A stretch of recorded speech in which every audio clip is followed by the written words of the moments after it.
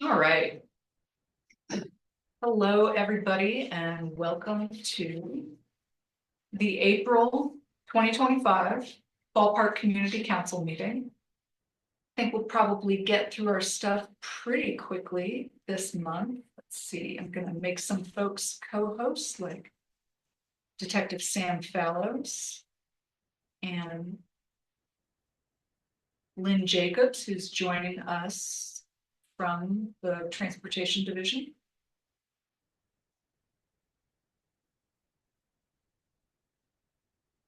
And I think that might be all of the speakers I know that are online tonight. So lovely to see you.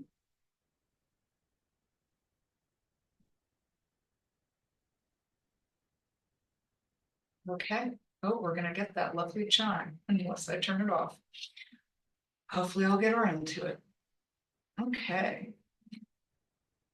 All right, let's start off with a few community announcements. I think we'll be joined by Josh from the mayor's office shortly. He said that he would be joining us in person, so he had a few things to share as well.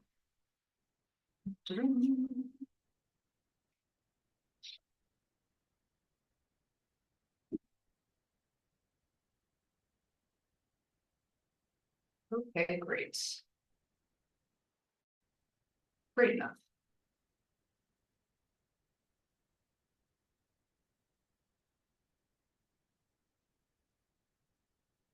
Running a Zoom meeting, my computer hits the hiccups.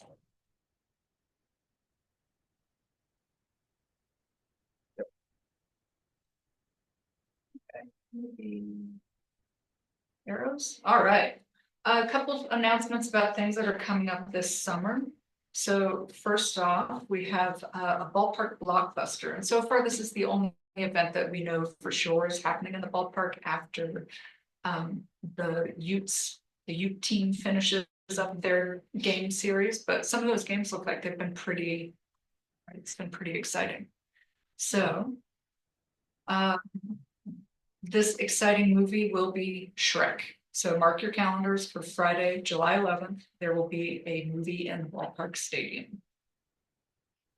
In addition, we also know when the Kensington Street Festival is going to happen. That's going to be Saturday, August 16th.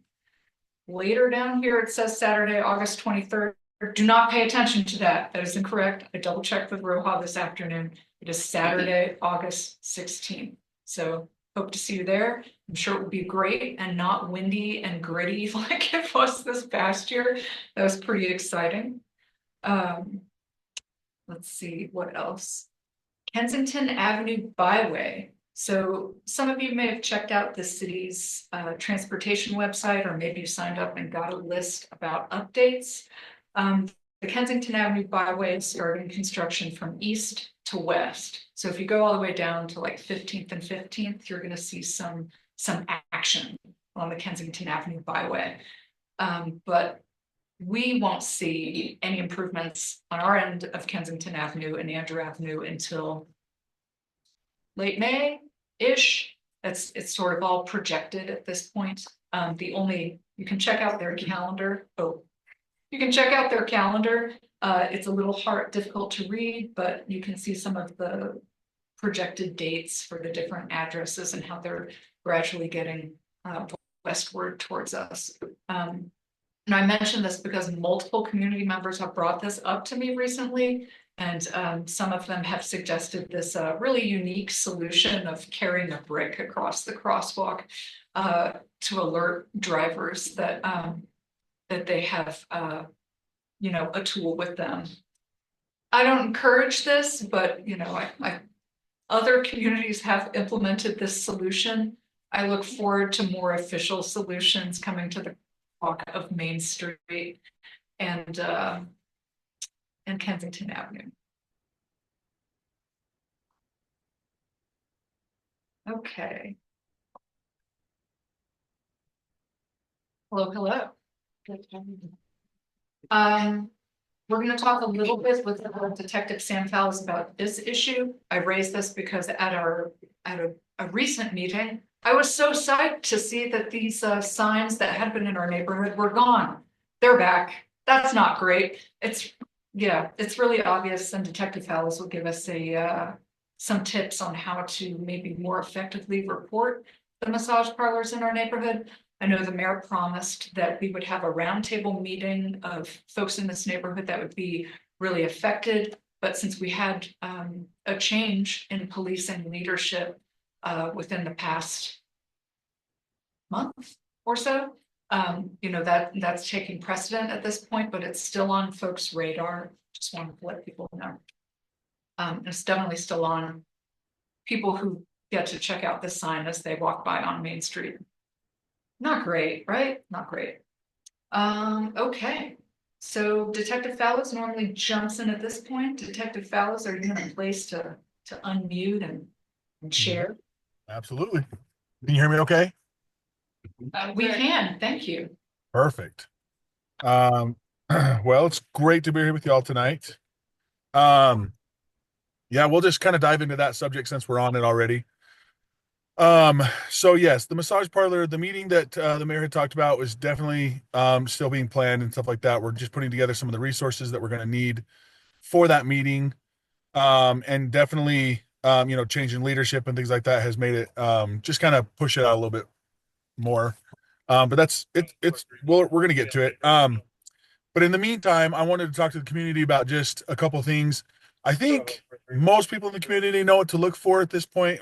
I'd say more unfortunate than anything, but if not, some of the things that we see as officers or from our undercover officers when they're doing the operations for these kinds of like prostitution and things like that is most of the time you will see, for instance, at the where the picture was taken, you could see women outside walking around on State Street or Main Street near that business. They sometimes or often wear robes. Um, you may even see, unfortunately, like they might be nude underneath the robe. If you're seeing things like that, call our dispatch on that because that's like a lewdness essentially. What kind of language should a person use if they are calling dispatch to say, hey, this is a problematic address, I'm seeing this? Yeah, Yeah, I think what helps you build a case for specific addresses that we know are likely problems? yeah. So I think if it's something where you suspect prostitution based on just very obvious things like that, when you're calling dispatch, you know, tell them, you could give them the address of where it's occurring. If you can, try not to give them like your address, give them the address of the location, and then just give them a good description of what you're seeing, and just tell them like, we've noticed a lot of women in this area wearing robes. One of them is nude, or one of them is wearing just underwear underneath, or whatever it might be. Just give a good description of what you're seeing, and then patrol can come check it out. Now, the caveat to that is when they see a patrol car, they they scatter quickly. They have lookouts that look for our patrol cars on State Street and Main Street. We know this. So that's the patrol side is not the best way to do it. But if you're seeing I'm telling you, like if you're seeing like lewdness, to call that in. If it's just something where you suspect prostitution, I don't necessarily want you to call that into patrol. What I want you to do with that is, number one, if you can safely get a video or a picture of like vehicles, people, things like that, do so. And then we have, When you go ahead. say vehicles, do you mean um, vehicles of potential customers or? Yes. Yeah. I don't mean to Customers. be dense about this, but Sure. No, that's fine. Yeah. If you see like a line of cars at 2 o'clock in the morning outside a massage parlor, and you can safely take a picture of it, plates, or write down plate numbers, things like that. What I want you to do is take that information and submit a tip on our online portal. You can, the online portal can be found on our website, slcpd.com. Under resources, if you just hover over resources and then go down to submit a tip, click on that. That will bring up the tip form. The great thing about this form is if you want to be anonymous, you can. You just click a little box that says, I'd like to be anonymous. Or actually, I don't even think you have to put your name in there.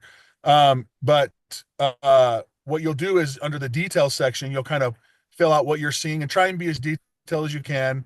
You know, at 11:30 at night, I was walking my dog, or I was out taking a walk, or 10 o'clock at night, I was walking. I saw three females walking around in robes with just underwear on underneath, you know, calling after cars as they were driving by. Whatever you're seeing, try and be specific about it, and look for and be specific about the things you're seeing that make you believe that it's the prostitution that's going on there potentially. And again, if you can take pictures, then you can upload those, or video, things like that. And then the more people that do that at a specific location, so for instance, the one that we saw in the picture, if we're seeing those things and a lot of the community members start putting those things in, we kind of talk about this a lot with Amy, but it's kind of like the squeaky wheel gets the grease, right? And so the more tips they get, the more they'll be able to start throwing resources at it and say, okay, here's the problem.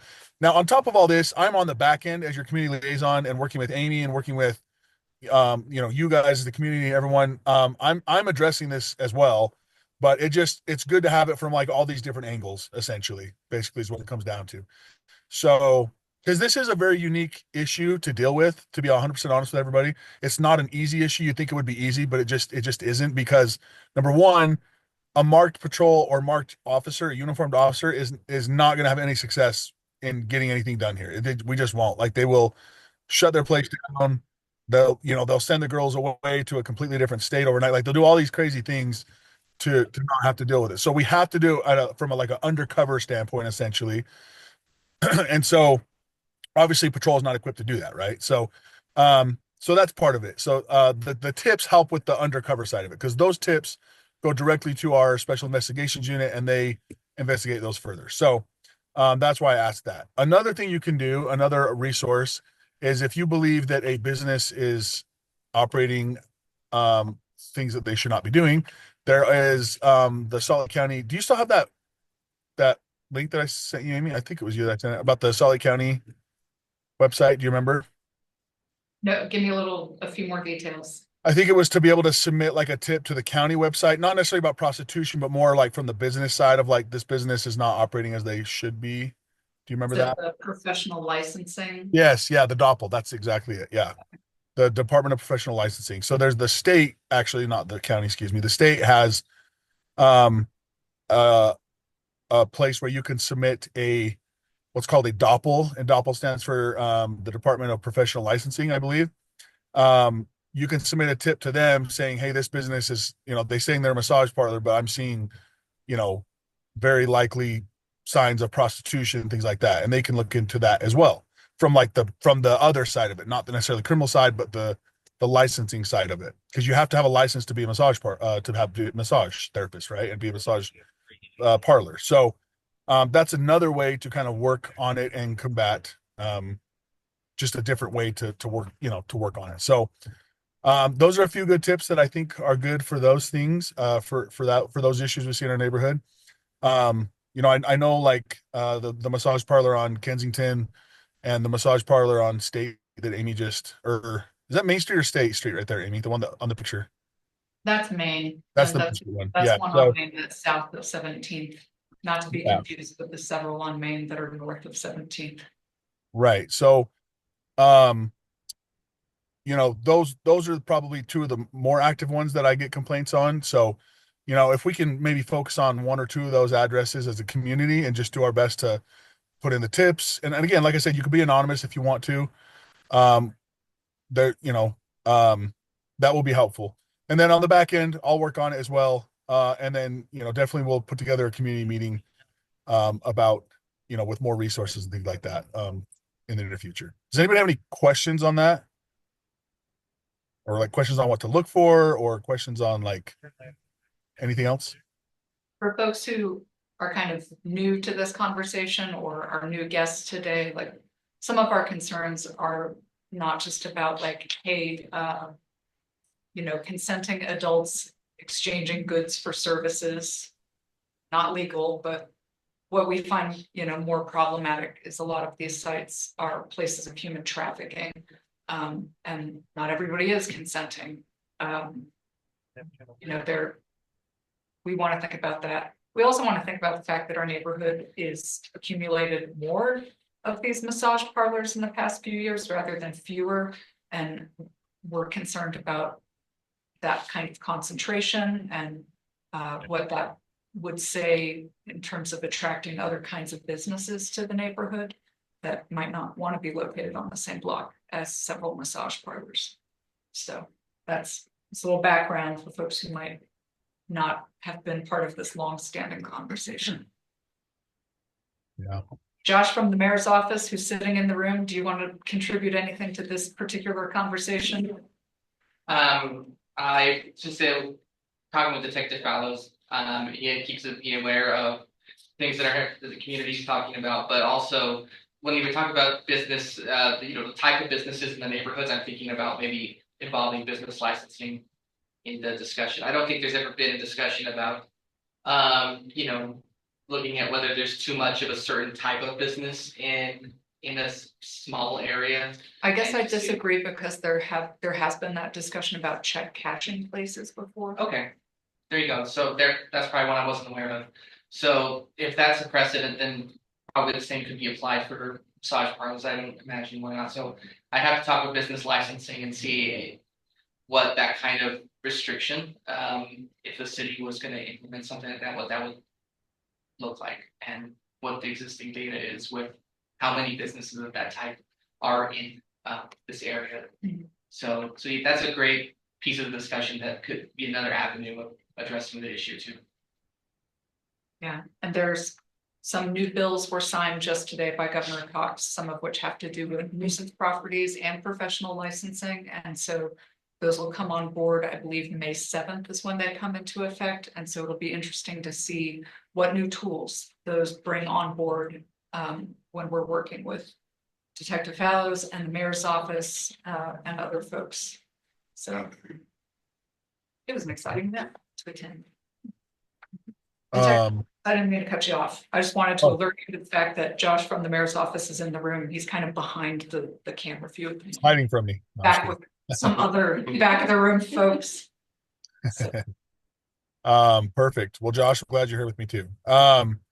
Yeah, so I think what Josh brings up is a good point too, and it's definitely something we'll look at, like how many certain of a type of business can be in, within maybe a certain block radius, things like that. Let's see.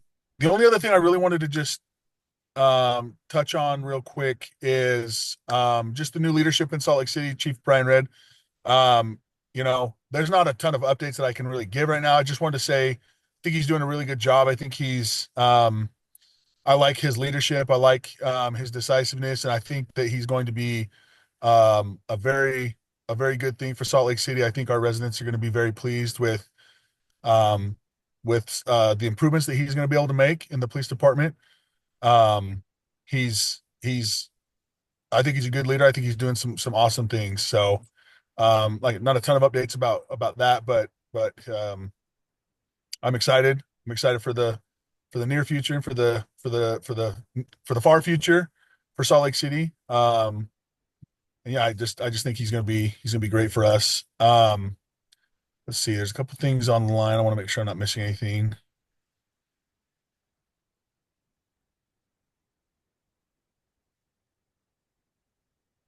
Yeah, Main Street is definitely, State Street has a ton of those like crosswalk lights. Main Street definitely has far less than State Street.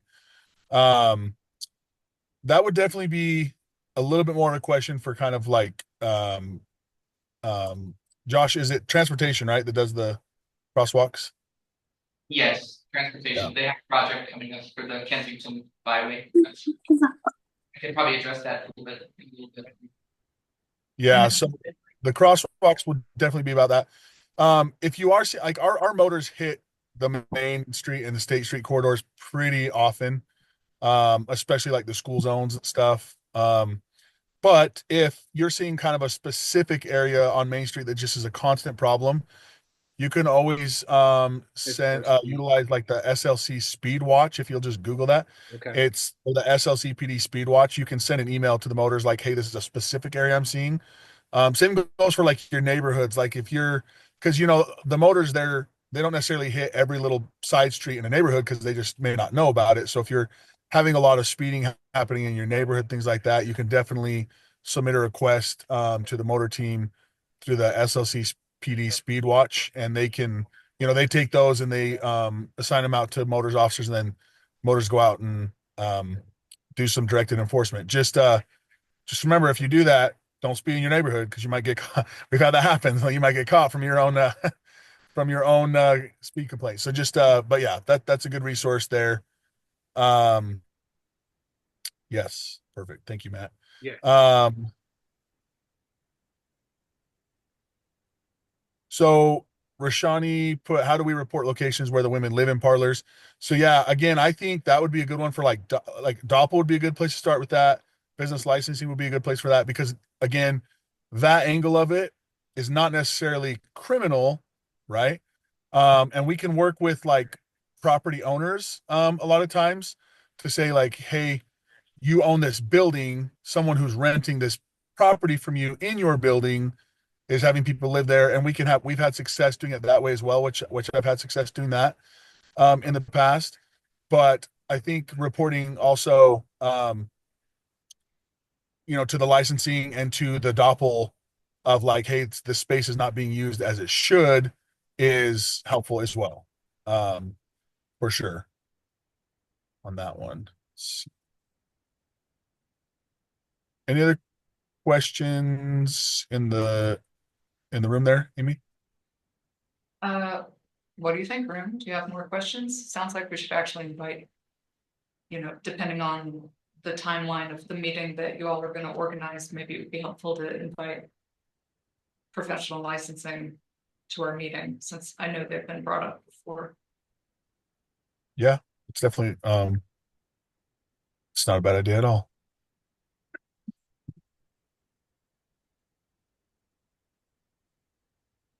Which one near Kensington and Main Roche? There's more than one. Apologies. Yeah. And so, and I, on that, like, that's just one angle of it, right? Is working with the owners. If they're not receptive, then we'll try other ways. But, yeah, that is a good point. Like sometimes they're not always receptive. So then sometimes we have to find other ways to do it. But if I can get a receptive owner, a receptive building owner, sometimes that's the easiest way to just deal with the problem. A lot of times, actually. But if they're not receptive, then it's not easy. One of the other tools that's going to come online in May is the ability to charge the property owner if they're aware of that kind of activity happening on their property. And that, you know, represents another route to dealing with the problem. Jeff, do you have any questions? I know you live, you know, particularly close to a lot of this activity. Not particularly any questions. I'm quite surprised at how heavy the traffic is coming and going to some of those. There's one that's a couple doors from where I live, and I'm surprised that there's cars coming and going late at night and seemingly all day. I'm just surprised how much traffic it actually has over there. So You're talking about a massage parlor, right? yeah, that's all. It's one on Main Street. The one on Main Street. Yeah. So I think, and that's a good example of like, if you can get, again, safely, because I don't want anybody to get confronted by anyone like, you know, why are you recording me? But if you can get video of it or a picture of, you know, that kind of stuff where, and I don't know if it's traffic where it's like, if you took a still picture, it would show it. Cause I understand what you mean. Sometimes they come and go, but it's only, you know, 1 or 2 cars at a time every 10 or 15 minutes. That's not going to really do much in a video or a picture to show how busy the traffic is. But if you can, if there is something like that where you're like, man, there's like 3 cars, 4 cars lined up waiting outside this massage parlor with people in them at 11:30 at night, like those are all things that are not common in any way, shape, or form, right? Yeah. So most people don't line up and wait to get a massage at 11:30 at night, you know. So those would be definitely, especially like the later at night ones. Those are going to be super helpful to kind of as like, you know, starts of kind of evidence to show like, hey, people don't go get massages generally. The general public doesn't usually get a massage at, you know, 10:30, 11 o'clock at night. It's not super common. So, and yet here's this massage parlor that's got people coming and going literally nonstop for hours, you know, so that those things are helpful. We'll get you or Utah Open Lands and Nest Cam, Jeff. That would show it pretty obviously. There's also a police camera right across the street from the one on Kensington and Major Street. So Yeah, and we're gonna be putting up another police camera as well on State Street. Um, in the next little bit, you guys will see it about 14. It'll be about 1465 South State.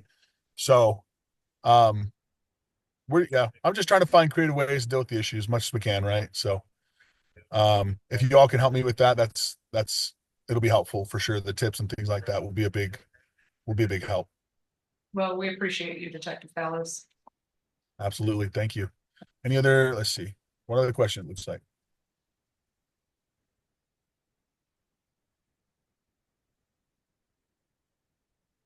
Yeah, absolutely.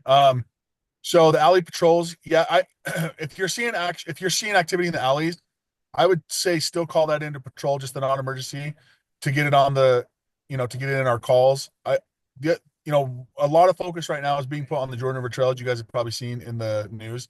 So a lot of resources are being pulled to that. Not to say that we can't do them. I'm just saying another good way to do it is to just to call dispatch when you're seeing that stuff. And I will speak with my commander about some of the alleyways. Which alleyway? Is there a specific one? We're talking like the Major Street alleyway between Major and State, or which one are we talking about?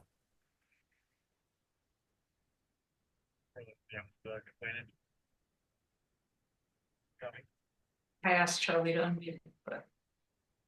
Oh, Next to the ballpark track station. Oh, okay. So you're talking about like right Lucy Ave, that one? Okay, gotcha.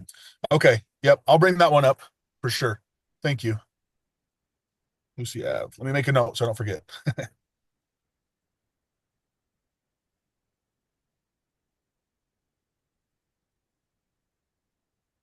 Looks like we've got an HRC squad question from Fraser Nelson.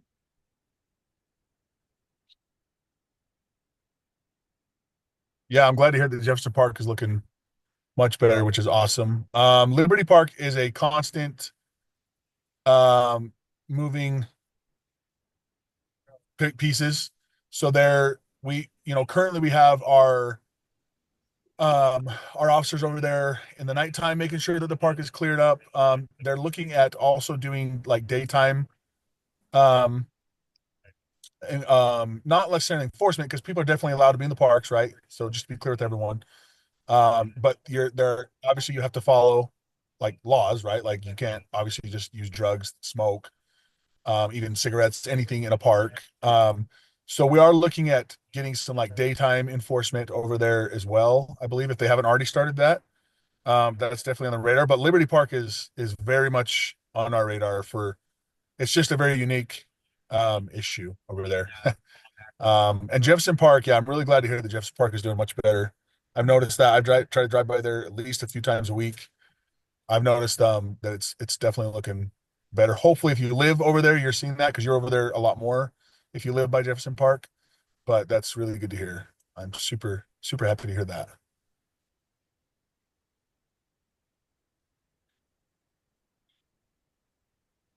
All right. Is there any other questions or anything else I can follow up on for anybody?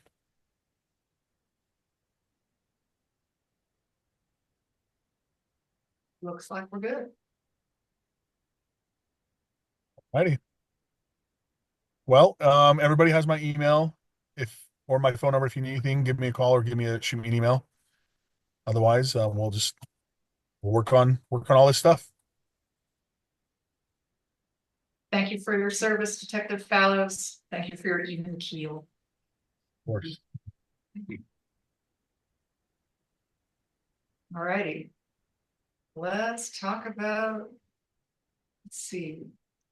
There's some folks in, Josh, would you like to go over announcements from the mayor's office? Yeah, I wasn't on the agenda, so I can do it quickly if you'd like. Yeah. Do you want me to be sitting over there? Or I don't have a strong preference, but you'd be on camera if you were further up. maybe that would be helpful. It could be. People would love to recognize you. I was already in front of a much larger crowd last night at the Rose Park Community Council. The Rose Park Community Council. Yeah, had a good discussion about the Jordan River Trail and things happening there. So Oh, good, that one, okay. Anyway, It's weird. yeah, it's a lot, but, my name is Joshua Boyle. I'm the community liaison in the mayor's office for District 5. And so I'm excited to see Chris here from the library. We used to work in our office. So excited to hear about the library coming into the Ballpark neighborhood. So that's an exciting development. But as you all know, heard a lot about the Jordan River Trail. Portion of that has been closed on the west side of near Backman Elementary, from Cottonwood Park up to 700 North. There's information website on the Salt Lake City on slc.gov. It's just slc.gov/JRT closure. So if you're interested in that topic and what's happening with Jordan River Trail, there are some improvements that are going to be made along there. They're going to realign a portion of the trail from one side of the river to the other to provide better visibility for law enforcement and for trail users to feel more safe. So that is still developing. That just happened this week. So if there's any questions, please reach out to our office. And then I'll also share the sustainability department launched the lawnmower, or sorry, I forget the name of it. I think it's landscaping. It's the L word. I keep thinking it's called lawnmower. Lawnmowers are part of it, but it's landscaping equipment exchange program where you can exchange a gas-powered lawnmower or piece of yard equipment for an electric one, and you can get some money from the city. If you're actually exchanging gas for an electric, you can get up to $300, and you can do that for up to 2 pieces of equipment. And if you are just getting a new piece of equipment that's electric, you can get a voucher for a smaller amount. And it's sort of a lottery-based system because there's such a popular demand for it. So it's on the Salt Lake City Sustainability website. And to put in your application for that, you just have to live in the city. So it's a pretty low barrier for entry there, but it's a high demand. So I'd encourage everyone to apply for it because you have a good as chance as anyone else of getting it if you do. So, and then city released a RFQ, request for qualifications, for the fleet block. As you know, recently those buildings at the fleet block were demolished and those are not there anymore. And the next step is finding a development team that the city will select for that site. And there's 2 different components to it. There's the development portion of it, and then the green space, public space component of it. Some part of it will be a park. So those are moving along. The RFQ is an important step in that. So let us know if you're, yes. There's a design that's public, or you're asking for designs? Well, it's mostly it's out to find a development team to make a design. There is no design, so it's still it's pretty blank slate. What can about that block? Other than we know that a certain portion of it, about a quarter of it, will be green space. So the rest of it's pretty open, and so there's going to be a community panel to select the development teams for that. So it's not just the city selecting those developers, but it'll go through a community panel of meetup of residents near the fleet block. Probably, I'm guessing some members of this community. Hi, also. Lucy. So People were really devastated when murals went down. yeah, Is there any acknowledgement to that? So there was no design in place when, like, couldn't a design have incorporated there? So I was under the impression that there was a design in place that necessitated the demolition rather than leveling the whole block and then handing it over. That's so weird. It's because of the environmental assessment, because it is the fleet block. The city's fleet was stored there for decades, and there's no way to remediate the site without taking the building down, and the murals were part of the building. It is tragic. Yeah, could you just like clear coat, just encapsulate the walls and clear coat, like kind of what they do with asbestos and ventilation shafts, like you just encapsulate it. It wasn't just a matter of the walls having the environmental contamination in it. It's like, in the ground that they're gonna have to remediate before they build. That's my understanding. So You're in Right. the weeds, friend. Yeah, that's interesting. So the city did a lot of work, a lot of conversations with community members, especially the families of some of the people that were on those murals. A lot of work was done with them, and so they were aware of what was coming. With the state of those buildings, it was the assessment that they couldn't stay up anymore. They were overdue for demolition for years, due to the instability of them, and just needing to move forward with. In order for that site to even have anything developed on it, yeah, remediation and making sure that site and the ground is good for construction had to move forward. And so There wasn't an effort made to try and find a developer that would be open to attempting remediation, like that's just a conversation.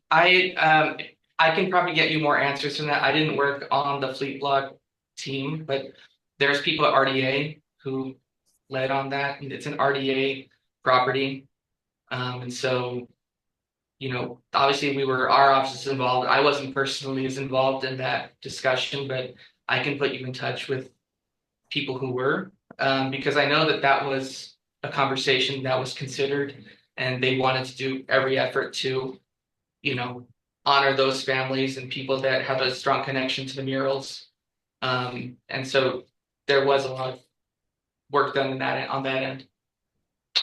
I'm heartbroken about it too. I drive by them all day, every day. Or I drove by them. The rubble's heartbreaking. But I understand that part of the green space requirement is a form of memorial, and that everything was pretty well documented by both the city and the trip prior to and during demolition. Did I understand that correctly? My understanding is there's some component of the green space that's gonna be a tribute or an acknowledgement of what was there before. Of that, but not the murals themselves. Those weren't. Any other questions on fleet block? There are decades worth of information on this, James, and we can help you dig for it just literally because there are answers to your questions. Yeah. So I'm happy to find those answers, and you can get more details on exactly what went into what's gone into the fleet block so far. What's coming. I know that I'm aware that like sometimes the city is not as like creative as maybe they could be. Like I know specifically the water treatment plant, like in the base of Emery Grove, was initially supposed to have like an enormous footprint and kind of archaic design. But due to like resident pressure, like wanting to keep like the historical kind of flavor there, they were able to redesign it to make it fit with the aesthetic of like that neighborhood rather than like plopping like a boilerplate water treatment facility, which was the original plan and thought to be the only way forward. So like, Right. like because like certain neighborhoods seem to be able to make things work.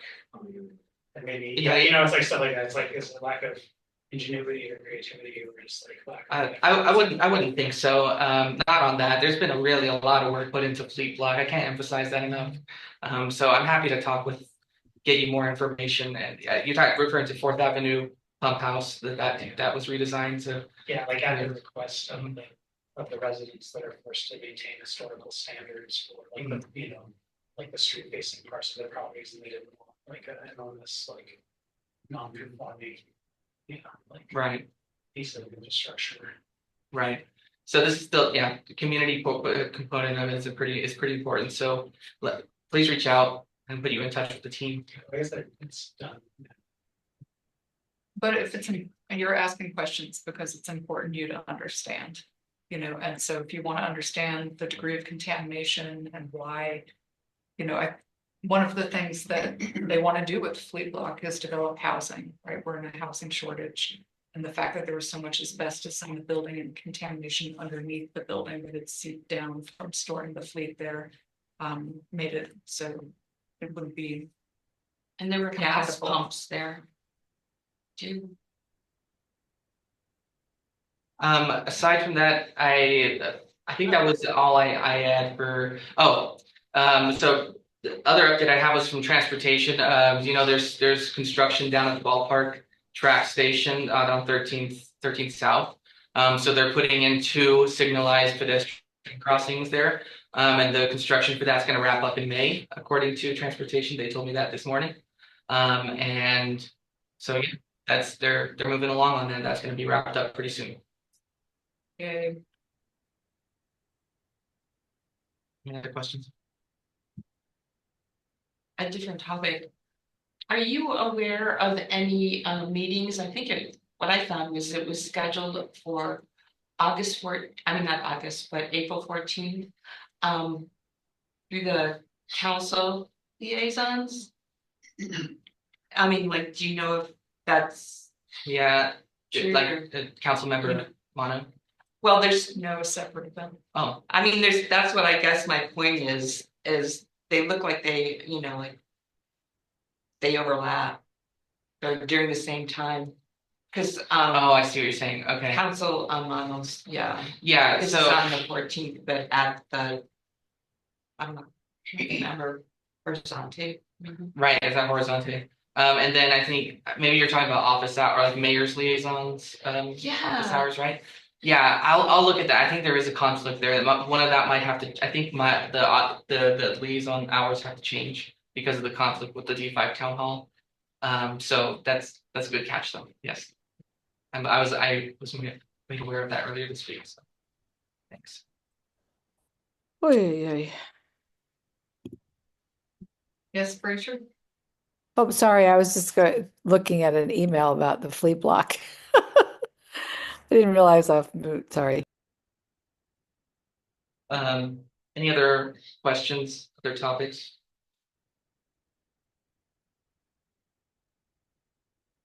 I'm good, but if y'all have Yeah. questions, shoot. Yeah. Just want to talk about parking. We move on. You gotta move out of the line of fire. Sorry, city staff specialized with that, and that's not me. Well, thank you. I'll be here still. Thank you. thank you. Hi, Lynn Jacobs, how are you?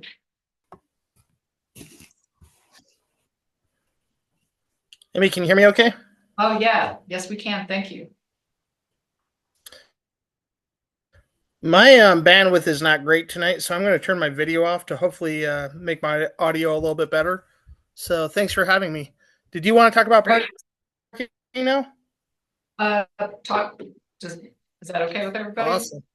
The mysteries of the parking permit, right? So I brought this up because multiple neighbors raised to me the issue that, hey, we have to renew our parking permits even though the bees aren't here. And obviously the parking permits for our neighborhood, the residential parking permits for zone 7 are designed to mitigate the effects of the baseball season, right? Because they are in effect April through October.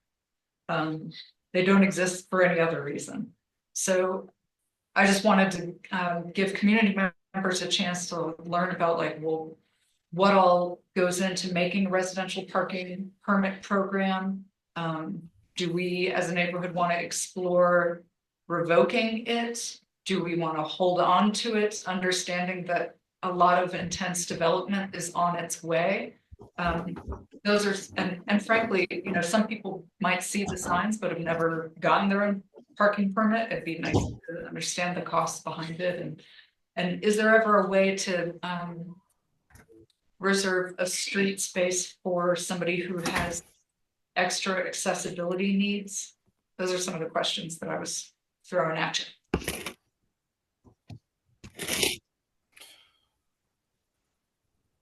Yeah, excellent. Lots of great questions, and I think parking always gets people really excited. So I'm glad you're asking these questions. I've learned room is over the last full of several years just how excitement. passionate people can get.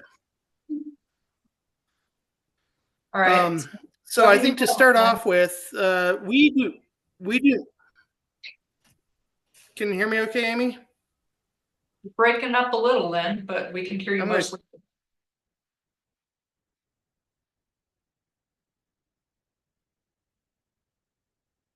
Can you hear me okay? Now I can hear you, but if we move to another topic and gave you an opportunity to get to a better connection, would that make sense? I just did that. So hopefully this is better. Is this better? Sounds good. Awesome. So yeah, parking is just so passionate around the city. And so I'm happy you brought me here tonight to kind of answer some questions about it. Let me first just let everyone know that we do not have any plans to make wholesale changes to the ballpark residential permit area at this time. It could be done. It would need to be driven by the community instead of by transportation. In other words, we would look to you to help us understand that you would like to see a change. The best way to do that would be if people are really passionate about maybe revoking or removing that permit designation, is to start by putting together a petition with people that live in the area to help us understand that there's a lot of support for making a big change out here. And it's just, it would be a simple thing. We would like to consider revocation of the permit area and then have people sign, put their name, address, contact information. But basically what I would caution against is that to create one of the residential parking permit areas is actually quite a pretty lengthy and difficult process. I'm going to share my screen with everyone because I wanted to share with you what it takes to do that. So if you bear with me a second, hopefully my screen will share okay. Can you see my screen okay? I think we see a list of your team's meetings, which is maybe not what you meant. No, let me try again. Okay. Is that better? It is not. It is unchanged. All right. I apologize. Bear with me. I'm going to try that again. Always something.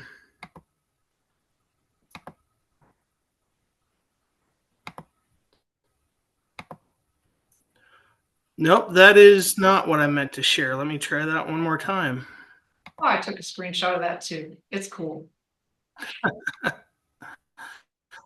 I loved your brick comment earlier. I had to share it with John Larson, who I work for. So I had to grab that earlier and share that. That was a good laugh for me. Okay. How about now? That looks great. Okay. So this is the process that you have to go through to create a residential parking permit. We just recently did this in the Central 9th area for Washington and Jefferson Streets, just north of 900 South. And it took them several years to get through the process. Typically, if it's fairly straightforward, it takes us about a year, give or take, to go through the process of creating a residential parking permit. Again, just like revocation of a permit, we would start with a petition where people sign and let us know that they really want to do it. We then have to conduct a parking study. We have to evaluate what we learned from that parking study and then create a residential ballot where we ask people whether they would like to be part of the residential parking permit area or not. We then have to hold a public hearing and then make a final decision and documentation. It could go a little faster than a year, but generally in our experience, it takes about a year to do that. And so if we decided to revoke the permit area and then at some point in the future, parking demands changed and you wanted to get it back, it would take quite a bit of process to get it back. Hopefully that's helpful for kind of understanding how that process works. For revocation, the way it would work is that people put together a petition, they send it to me, and then we would schedule a public hearing where everyone in the neighborhood can come together and share their thoughts, and we can make a decision on whether or not we should make changes. So that would be the process. It's a lot shorter. Probably takes us a couple months. We just went through that process on Pierpont Avenue. They were looking to change their residential parking permit. We ended up not revoking their permit area, but we modified it to help better accommodate the businesses in the area and kind of help the residents and make it easier to enforce. And so we recently did that with Pierpont. That took about, probably 3 or 4 months to get through that process. So just kind of give everyone a flavor for what it takes to make these changes. It actually intentionally takes a little bit of process. We want to get everyone's feedback and make sure that we're doing things that make sense for the community. Any questions about that before I move on? Yeah, we got some questions. James has a question. Are there any plans to so let me preface this, with the push towards increased like affordable housing, which kind of means like a little bit of increase in like dense housing in like the Salt Lake City area. Because I know Central Ninth was supposed to be kind of like a little bit of a pilot project for like a zoning reform change. Like, is there any plans to streamline this resident parking process to maybe like be a little bit easier as like things start to fill out and become more dense? I know that there's I don't know if it's gone into effect yet, the big rezone of like the whole city. Maybe like include like this, like certain types of zones that are zoned for high density housing to kind of have this like kind of baked in to make the process much easier for residents, so they don't have to struggle, for a year or more when these types of projects get fleshed out. Did you get that, Lynn? Yeah, I sure did. The question about whether there's ideas to streamline this process as we see more and more high density development with little to no off-street parking. Unfortunately, the program is not really designed to deal with that issue, even though that was part of the context of what we were dealing with in Central Ninth. The reason that we have the residential parking permit program is really not to protect residents from their neighbors, but it's instead to protect residents from commuters or from other people that are coming into their neighborhood that aren't from there. And so as you see these high density developments with little to no off-street parking come in, residential parking permit is really not the answer for dealing with that issue.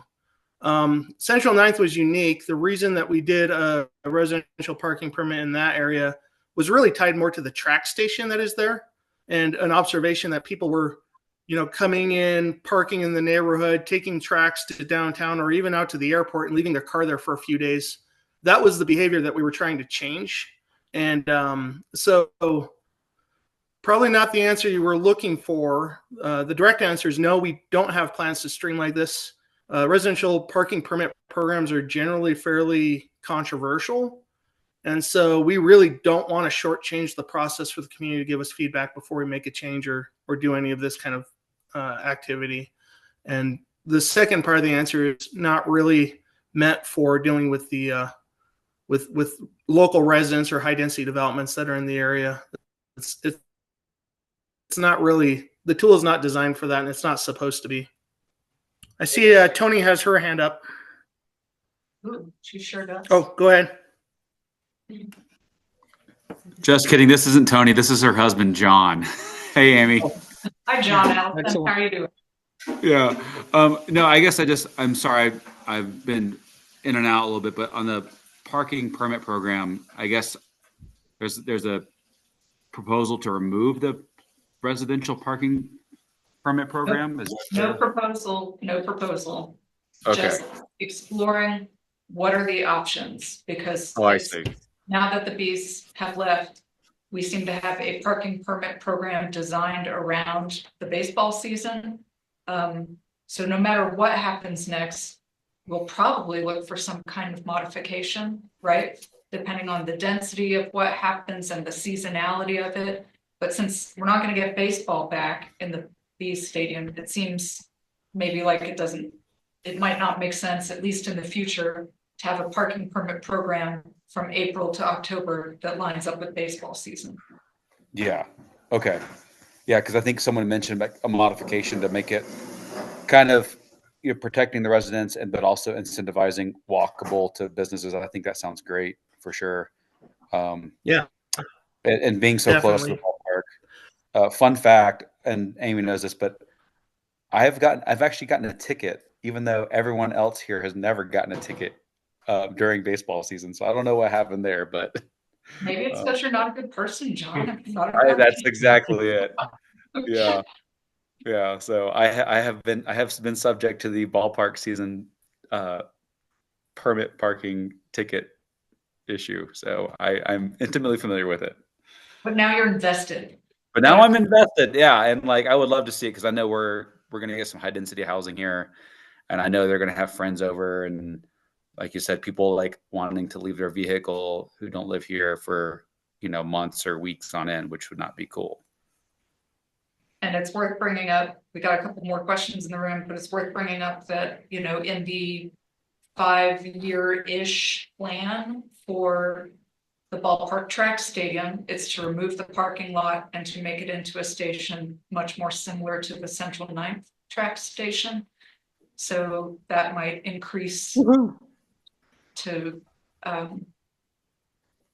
explore or expand this strategy. In terms of making, yeah, that's great. In terms of making modifications to the permit, you know, right now, as you mentioned, it's only seasonal, so it's only during that time that the bees were playing. If there was a desire to change that or change the way that it's being administrated, basically it'd be the same process as revocation, where someone puts together a petition, they say, hey, I'd really like to change it. We'd want to work closely with you as a community to make sure that the changes we make sense for you and that they work. And we'd kind of work through a several month long, probably 3 to 4, maybe 5 month long process to make those changes happen. And it all starts with someone just getting me a petition saying that there's interest in making the change and demonstrating that interest. And then we'd go from there. There is one proposed modification on the table now. This is a new development with the new library lab that's going in on 1400 South and West Temple. There's a desire to remove the residential parking designation from in front of the library, just the stalls right there at the library. I'm going to entertain that because it's a change of land use, but it's the same process where we need to do a public hearing and we'll need to kind of engage with the community at large to get your feedback before we're willing to make that change. And so I'm just making this announcement tonight. There will be A-frames going up in that area later, probably next week. And then we'll be sending out some flyers and mailers to people that live in that vicinity. And we'll have an open house. It hasn't been scheduled yet, but if you have feedback or input on that, I'll put my email address in the meeting chat. You're more than welcome to reach out to me, email me with any comments or concerns you may have. Basically, we're in kind of a fact-finding mode right now on this and just trying to gauge if there's concerns or problems with removing that designation from those stalls. We view it as a big change in land use and a community asset coming into the area that probably makes sense to change that parking designation in front of the library. And so we're more than willing to entertain it, but we won't make a final decision until we've finished the process. So we'll be embarking on that starting probably next week or so. Any questions about that? Being close by. If you have a question, definitely. Okay. Ask it, since I know you live like right there. I actually live at the Ballpark Apartments, and it's a project for seniors 55 and above. It's affordable housing, and so when it was built, there's 62 units, and there's parking spaces, enclosed parking spaces for 33.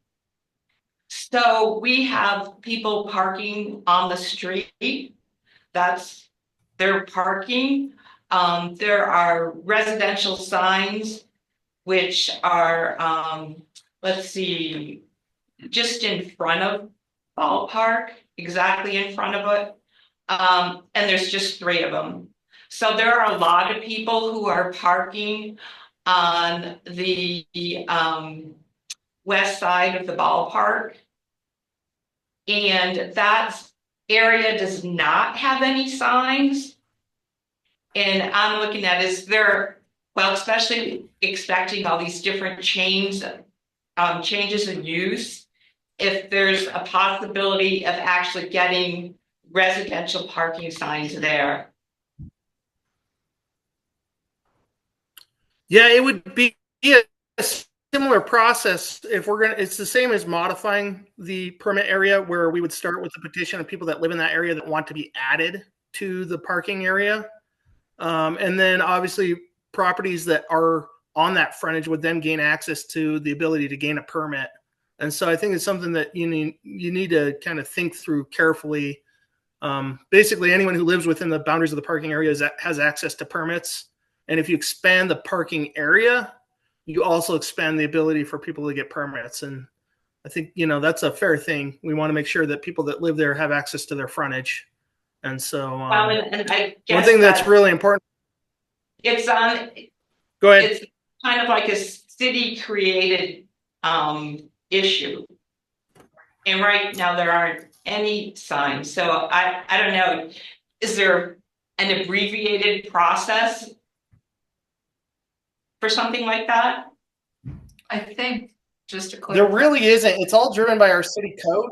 And unfortunately, it does take time to make these changes. We just, and it's actually really intentional that it takes time because we, go ahead. We're already part of the system. It's just not on the other side of the street. Yeah. I think So it's that same process of, even though it's just the other side of the street, when these residential parking permit areas are created or defined, they're defined to that level.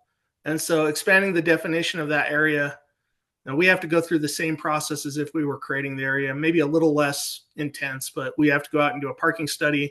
We have to poll the people that live there. We have to do a public open hearing. It's just the process is defined by city code and we can't shortcut it or shortchange it in any way. Thank you. Yep. Yeah, please. Thank you. It's a little intentional. We don't want to make changes without considering all the problems, right? Anytime we make changes to parking, there's always unintended consequences that we have to think through. Hey, thanks, Lynn. This is Jennifer. We spoke earlier this week with the city library. Thanks for speaking on that piece about parking.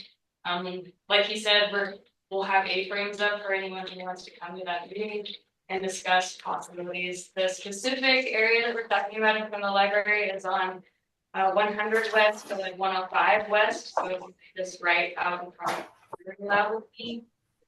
Some thoughts that we're also having is changing the time limit to be 15 minutes, at least for several spaces. So you're not going to have a lot of like camping out in some of those spots. We're also interested in understanding how many handicap spaces that we can be implementing. So if you live in that area and you have thoughts about that specifically, please come by, like we had said, and make your voices known.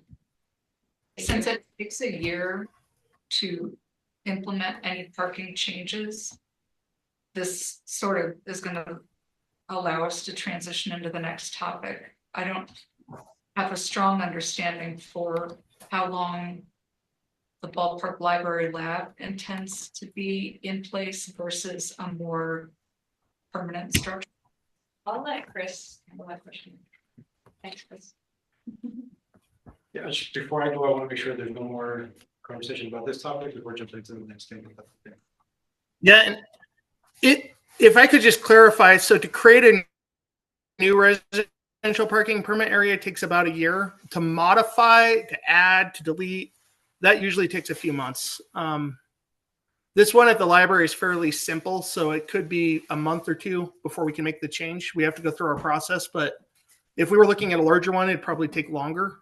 But the year is to create a new one from scratch. That takes just a lot of process, a lot of study. Other modifications typically take us between a couple months to 4 months to do. I don't know if that helps clarify that. It sure does.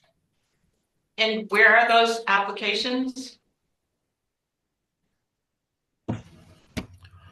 So to apply for a change, there's not really a formal application. We just need people to get together with their neighbors, decide what they'd like to see, put together a petition asking for the change, and then we take it from there.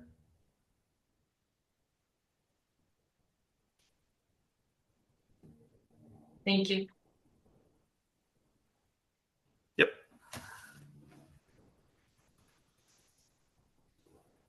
Do you see the comment in the chat, Lynn, from Tony, aka John Allison?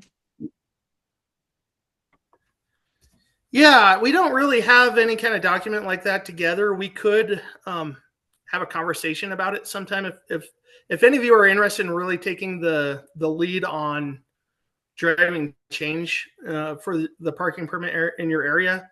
I'd highly suggest that you reach out to me and we just set up a meeting to talk through the different ideas that you've got, the pros and cons of them. More than happy to do that with any of you. And Lynn, I did have I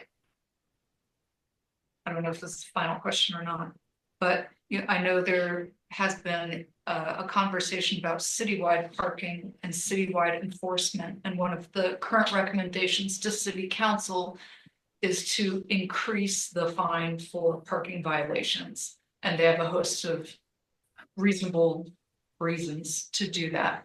But as such, understanding that parking violations fees are likely going up in the near future. How much is the ballpark parking permit? More people may be motivated to get So, one.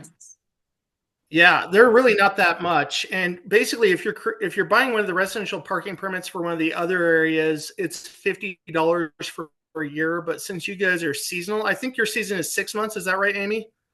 Then it's So. half of that because we prorate it by the length.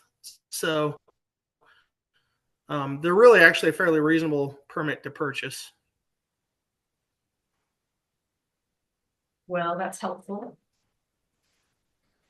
Quick clarifying question around, like, is the expansion for the residential permit that you were talking about, that's dealing with street frontage that is part of the ballpark, right? That's not street frontage that anyone lives on. And I wanted, to clarify, like, if that made the process a lot more streamlined, because no one actually lives there, it's just just wanted to clarify that aspect. Maybe you may have. Oh yeah, that is a helpful clarification. We could certainly look into that. If you want to set up a meeting with me one-on-one sometime, we can go out and visit together, look at it together, and talk about what it would take. Sounds good. You bet. All right, let's talk about this library lab, which is different than our normal library. Thank you, Glenn. I appreciate your comments, and I think it's very likely that some of us in this room will follow up at some point. To explore modifications. So, Chris, would you like to introduce? I think you introduced yourself when there were many fewer people in the room. Yes, would you like me to go to the camera just so that people can see me since it's my first speak? I would love it, but I'm not going to pressure you. No, that's fine. Yeah. If I can stand here, oh, you can't see me. It's so weird. Yeah, there's very discreet segment of the room that is visible on the camera. And then you get to look at the back of your head. I'll take a look at those and say hello for a second. Hello everyone. Thank you so much for inviting me. Thanks for having me here today. I'm excited to talk about this new project, the Salt Lake City Public Library Ballpark Lab. So my name is Chris Macias. As Josh mentioned from his points earlier, I did come from the city working in the mayor's office. So we were kind of team adjacent, working together for a number of years. So it's really cool to see kind of what the original conversation was into now being the person who's kind of managing that space, which is never thought that was going to happen, but here we are. But I'm really excited for it. So, and thank you, Jennifer, for that intro to that as well. So I'm not sure how much people already know about the lab. So if I'm saying anything that's already known or people have heard a bunch of times, please stop me. We'll get to the next part of the questions, right? But to your point, yes, the Ballpark Library Lab will be there. The actual address is 1406 South West Temple. So that shifted that current duplex into facing West Temple Street instead of 14 South, right? So it is in progress and it is just about complete. I just took another tour of it yesterday and it is looking fantastic. So what the Ballpark Library Lab is, it will not be a traditional library in the sense of you walk in and see books and media and all kinds of stuff there. We won't have a front desk, for example, that kind of thing. So what this is meant to be community-led efforts. So what we want to have is folks in the community, including the Ballpark Community Council, yourselves, join us in the space to do any number of programming, any number of activities that you would like to see. The whole idea behind this is what you all said in our initial needs assessment of things you want to see the library participate and support your community in, we will try to bring to fruition here. So one of the biggest things that was said was we need more meeting spaces. Right? We just want somewhere for clubs and groups to meet in social activities, right? So one of the examples that I can think of that I was working on the other day was, how do we have a crafting club in this community, right? And so this Granny house. That's absolutely, that is something we can incorporate somehow. So while there will be some books, it will have a limited collection. And there will be an ability to do holds and pickups and things like that that the traditional library branch would do. But we are purposely not calling it a branch because it is an experiment. So that's why it's a lab, right? So if you, for example, say we want to have a community council meeting, that's something that we could probably schedule. If this is the amount of people, usually we could probably make something like that happen. It is quite small. Like we said, it's a duplex conversion to one larger space. But we can still accommodate a good number of people in there, I believe. So whatever else we feel or you and your communities and your neighbors would like to see, definitely reach out, definitely come talk to me and I'll share my information. Well, I'm new enough that I don't have my business cards just yet, but I will have those hopefully by next time. And we can make some of those ideas happen. And really, we're open to anything. There will also be library-led programming happening as well. So just our usual children's story times and maybe resume workshops, services for teens, things like that will still be happening. But my goal is to work around what community wants to do. So you all will have a lot of priority in the sense of this is some of the things we want to schedule, and then our programming can work around all of that. The last thing I'll say about just the programming is that it does not have it will not have usual hours as a branch. So depending on what is happening with the community, then we will accommodate to those needs. So it may be open, for example, Mondays only from 11 a.m. to 2, right, during lunch, things like that. But then on Saturdays, it'll be open later, or Fridays open evenings for those who work and things like that. So we really want to make it a space for you all. So that's kind of how it's going to work. I will be managing that space along with a few staff that are already on board. They just started this week, actually. So we're excited to begin that process. The big news is we have an opening date, and I would like to invite you all. I'll be sending a formal invitation once we have an actual flyer and all of that, but that is May 23rd in the morning. May 23rd, 9:30 a.m. Mayor Mendenhall will be there to do a ribbon cutting, as well as Councilman Romano. Well, to be confirmed, but he did express interest. And of course, the CEO of the library itself, along with a lot of library staff to do that. So we'll have not only ribbon cutting, but a few speeches, and we'll have a cultural performance and a showcasing of what is actually possible in that small lab. And then after that, we'll be open for all of the above, with a calendar out front showcasing what's going on, and online, of course. So with that introduction, I'm open to questions about what the lab is or is going to do, or where we can support you all.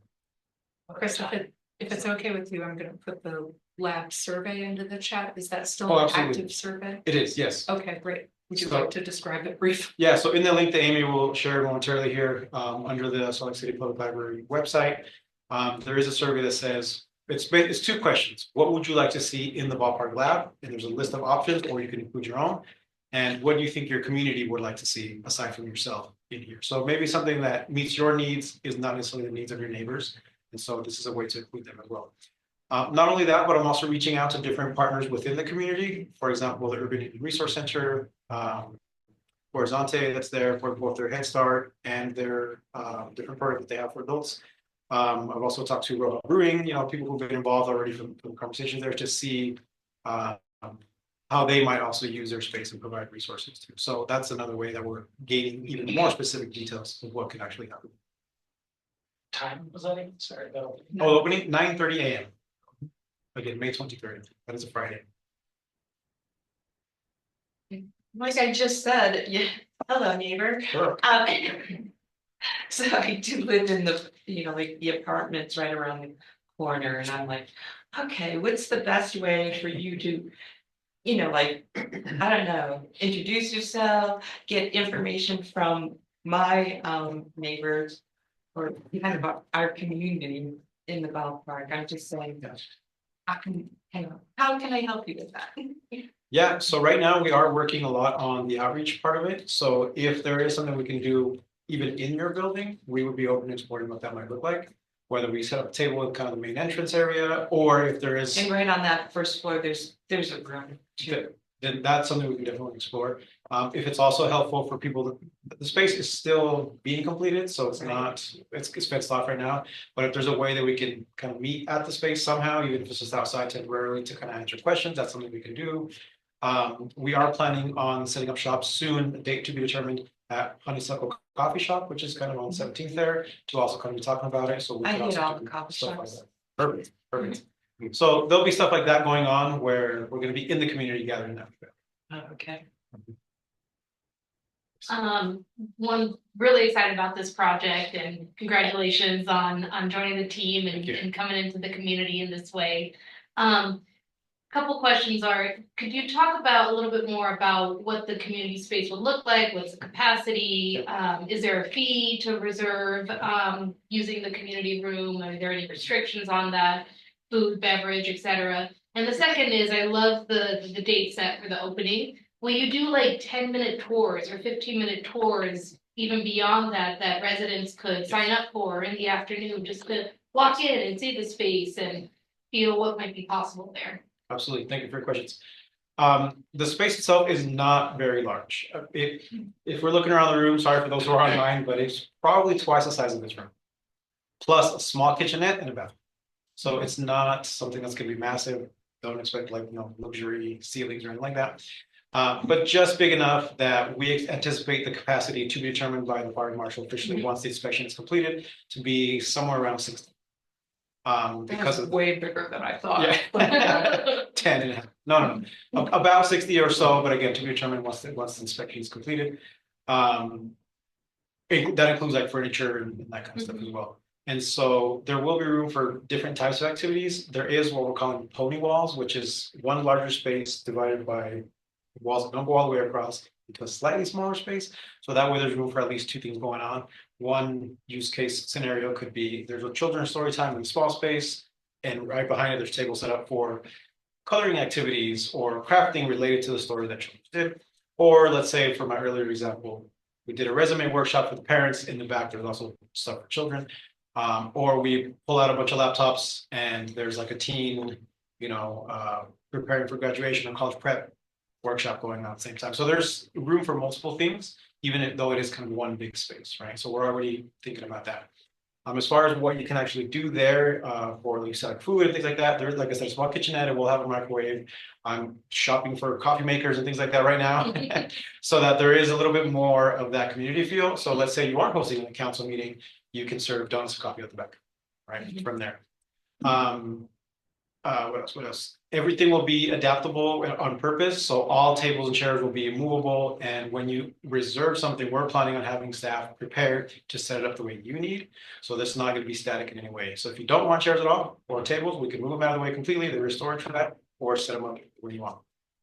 For opening, what was that? I think there's also a TV that'll be on the roller that you Oh, that's right. Yes.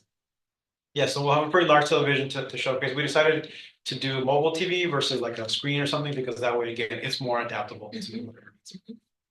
And your other question about the agenda for the day, yes. So for opening day, there'll be kind of the formal thing, right? So speeches, ribbon cutting and whatnot. But then inside, we want to have a cultural performance, and it will be set up so it's kind of a flow.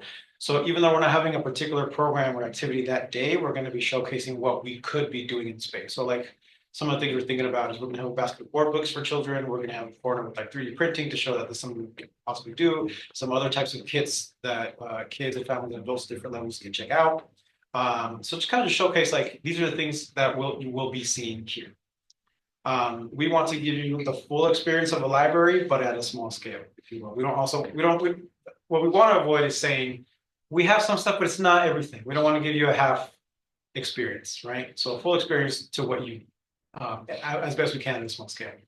And then the rest of the day, once that full program is over, we will have open house with other activities that we're still programming what's going to happen. So as the community comes in, open house all day, there will be other things going on, including book checkouts, including just hanging out with us.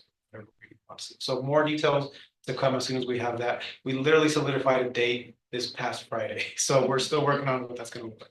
Thank you. Did you have something else? No. Okay. Will that be like a designated location to be able to pick up like library requests? Like if you're requesting to check out items from libraries, you can pick like what location, and then also would you be able to return library checkouts at that location?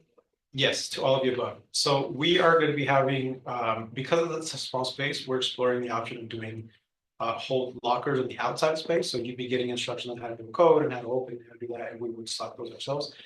Those will not be ready, unfortunately, by opening day. They'll be a few months out. So we're going to work out how that's going to happen temporarily, but there will be hold lockers and there will be a book drop to do that. So we'll be the ones taking charge of delivery to the correct branches and all that afterwards, but you will have that service. Again, there'll be a limited collection there.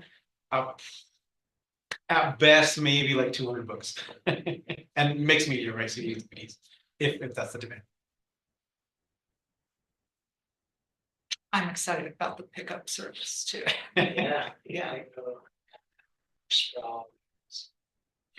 Yeah. Remember how many lockers are in the set that we're getting? I don't recall that. I know they're the size of the wall, and there's something like 10 per. Has anyone used an Amazon locker before? Okay, that's like the setup, it's very similar. Yeah. So we'll like, it's configurable. You know what I'm trying to say. Some will be bigger than others, some lockers, they're not all uniform size, they can be taller or shorter depending on how much like you're requesting. And so because of that, it's probably between like 10 and 15 lockers. Yeah. I did forget to mention there's going to be a little bit of outdoor space with a couple of permanently installed like metal seating and tables. So it's going to be a little bit of that. It's going to be a very small outdoor space that's going to be for different types of outdoor activities. So it's not like a huge park or anything, but just enough that we can move inside and out of the space as well. And hopefully, not to go back to the previous topic, but hopefully that parking situation gets figured out so that we can make it accessible as well.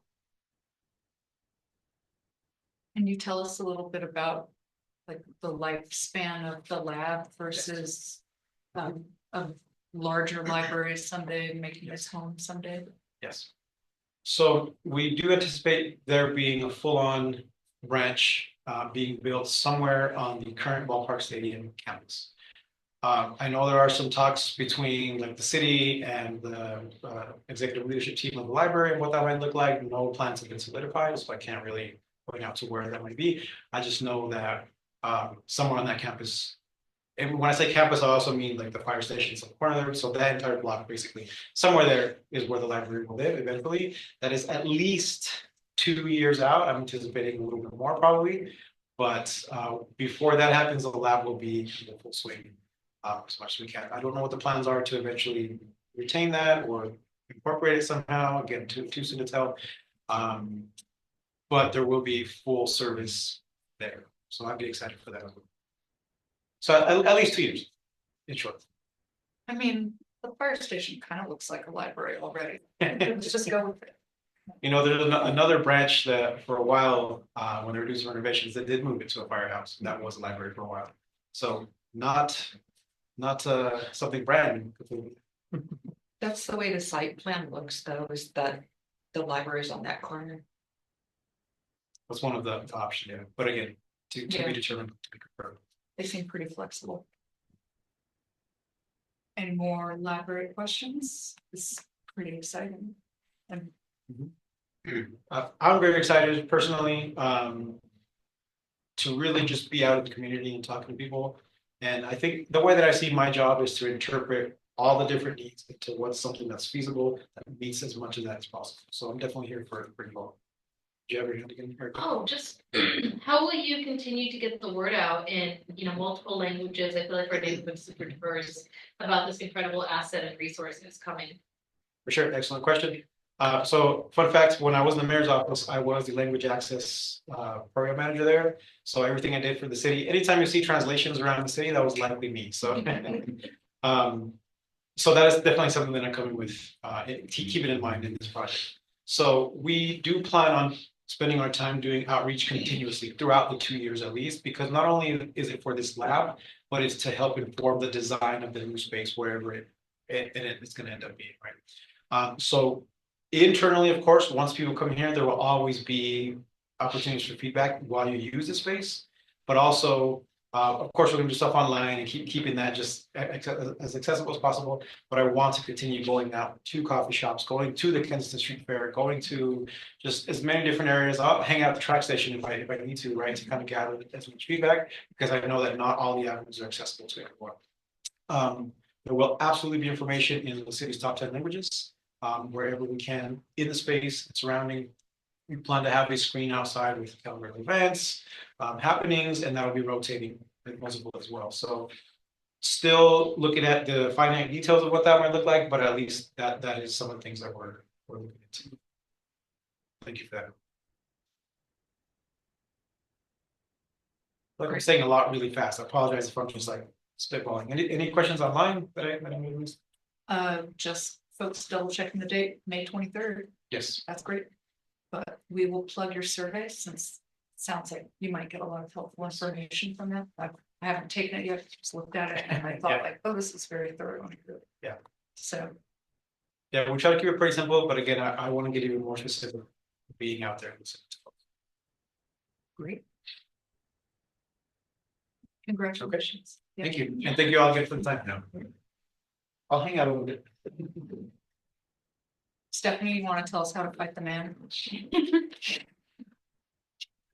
I would love to tell you all how to fight the man. Please introduce yourself and tell us about your cause.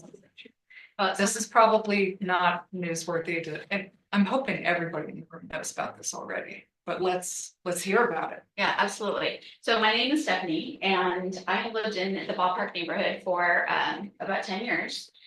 And I just want to say as an aside that I do donations, medical donations for the diabetes community. So if you see a lot of activity, don't turn me into Detective Fallows. Okay, that's something I want to point out there. Trouble with my neighbors. But the real reason I'm here, that Amy invited me today to speak with you, is about HB 267 and the referendum that is going on right now to get this issue on the ballot. So basically, the Utah legislature removed the right for government workers or public workers to collectively bargain. So that includes things not only like pay and benefits, but also safe working conditions. And this includes, individuals like teachers, firefighters, police, etc. And so the bill, as I mentioned, was HB 267. And basically, the push right now is, instead of allowing the legislature to decide that public workers cannot collectively bargain any longer, we want to get it onto the ballot and allow for Utah voters to decide. So we have a little bit more than a week left to collect the needed signatures. There's a 200,000 signature threshold. And I believe at last count it was around 140,000 that's been collected. But ideally, I'd like to see about 250,000 signatures, because the bar has been raised as far as what signatures are allowed to stay and what are being removed. So we'd like to get much more than is needed to ensure that we get this on the ballot. And so I wanted to say that this is just getting it on the ballot so that Utah voters can decide. It's not reversing what the legislature did necessarily. So I want to make that clear.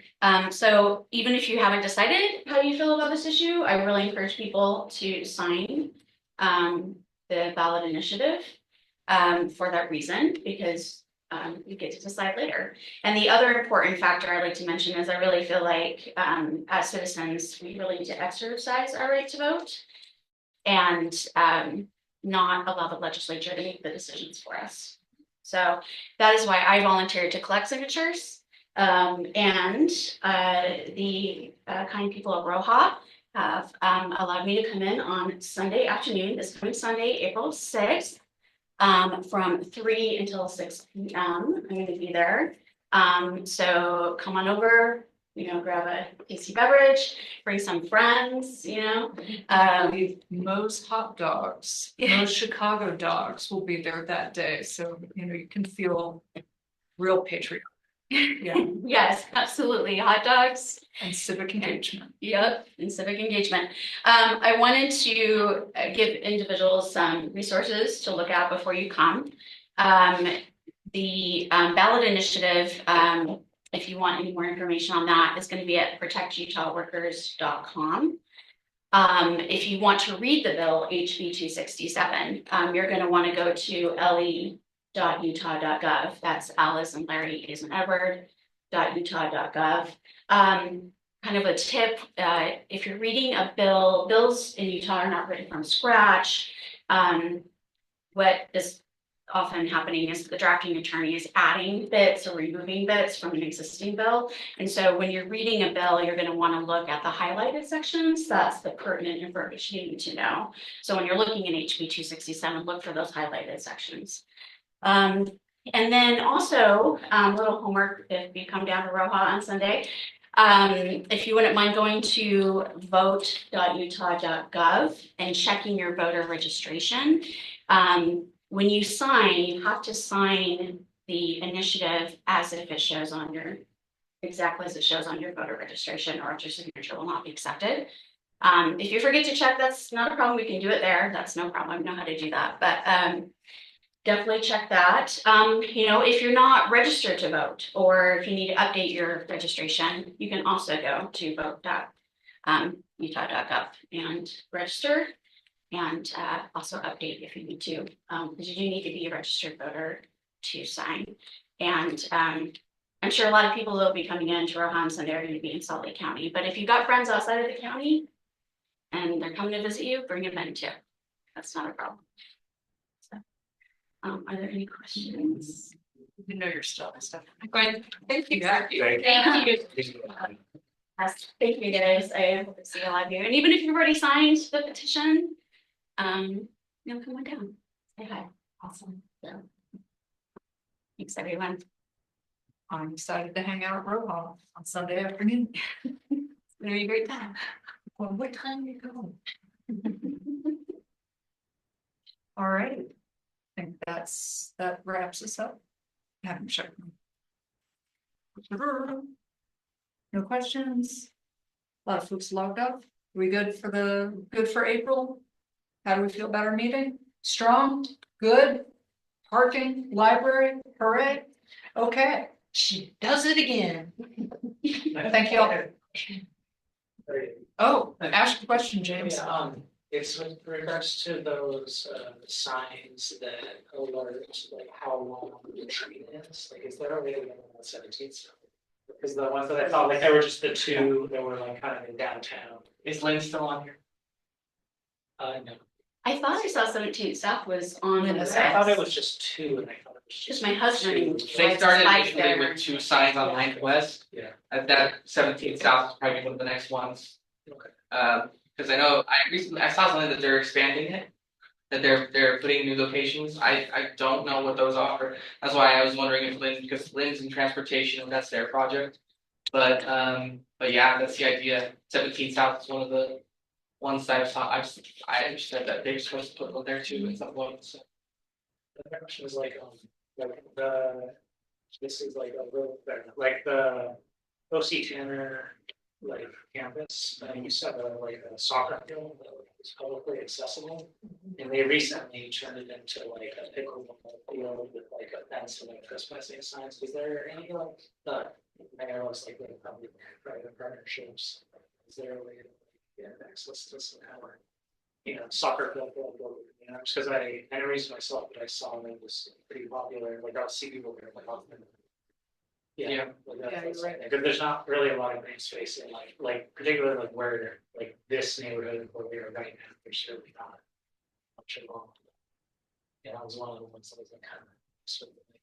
So Okay, yeah, I'm taking a note right now to take a look at that. So basically just asking if it's private or it's not like publicly accessible. It's a private property and private campus, but it used to be like it used to be a green space that was used by the public, and then they have private. So like, is there a way that like the community can green space, like even like access? Yeah. Maybe if not to a private like campus, through like a public, you know, like access like the Ballpark or something. Yeah, that's down. That's a good question. I'll look into it because we have our public lands department that's been involved in expanding pickleball, and pickleball is a big demand. That's one of the things that is there, right? Pickleball, and expanding green space in this area would be important. So if there's an opportunity to do that, then I think we should look into it. So I'll take a look into it. So, yeah. Well, my dad worked there for 41 years as an artist, and I'll just tell you, he'll give you. Josh, one good question from a community member asking about if there are 2 or 3 feet deep holes in the alley adjacent to their property, who would be the best contact to help deal with that? It's hard because there's not a lot of funding in the city, to be honest, for alleyway maintenance. We're coming up on budget season. I didn't mention it in my, but coming up on budget season. So, you know, when you're talking about putting in your input to the city council, because the council has to look at what the mayor proposes and modify it if they see fit. And so I would say, you know, be involved in the budget process. I'm not aware right now what, I know the mayor apportions a certain amount every year for alleyway maintenance. It generally hasn't been able to be enough to make a significant impact across most alleyways that need a lot of attention. So we understand that, and we wish there was a way to address them all. We have about 100 miles of alleyways in the city in total. So yeah, that's a constant need. We recognize it, and so just reach out. You can reach out to the mayor's office, reach out to transportation, and put in a request. I'm not going to promise that it can be fulfilled if it's in an alleyway, but reporting it at least, we can be aware of the alleyways in most need. Would it make sense? I know, like, I saw a missing manhole cover once and reported it through like the SLC app. Would it make sense if it's like a road hazard to report it through the video app? Yeah. Like, maybe like. If it's a road hazard, especially if it's an alley, you know, the cars are going on, heavily traffic like that, then yeah, I would just put it in through the app, regardless. Putting it through the SLC mobile app. All right, that's all the questions that I'm aware of. Thank you all, as always, for your time and consideration. Yay, Ballpark. Today's that street